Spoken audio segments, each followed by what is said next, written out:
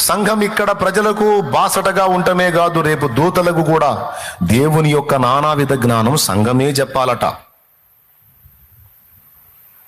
విచిత్రం ఏంటో, అందరికంటే అధోగతిలో ఉంది మనం, అందరికంటే తక్కువ మహిమలో ఉంది మనం. పరమగీతంలో చెప్పబడిన నల్ల పిల్ల మనం. అంటే మనం నల్ల పిల్ల అంటే అందరూ తెల్ల పిల్లలని అర్థం. స్తోత్రం.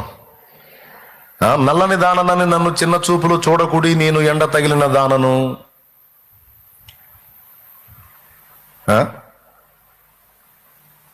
ఫరో రథాశ్రములతో నేను నిన్ను పోలుస్తా అంటాడు. కేదారు వారి గుడారాలతో నిన్ను పోలుస్తా అంటాడు. అంత బ్లాకే. స్తోత్రం. హల్లెలూయా. అయినా సరే ఈ నల్ల పిల్ల రేపు ఆయన పక్కన కూర్చోబోతుంది. అయితే వాళ్ళకి ఈమెకున్న తేడా ఏంటంటే, ఎండ తగిలిన అనుభవం ఏమికుంది, అది లేదు వాళ్ళకి. ప్రియుని యొక్క హృదయం ఈమెకి తెలిసినంతగా వాళ్ళకి తెలియదు. ప్రియుని గూర్చి ఈమె వివరించగలిగినంతగా ఇంకా ఎవ్వరు, లెక్కకు మించిన కన్యకలు గలరన్నాడంటే కోటాను కోట్ల మహిమ ప్రపంచాల్లో కోటాను కోట్ల వ్యక్తులు ఉన్నారు.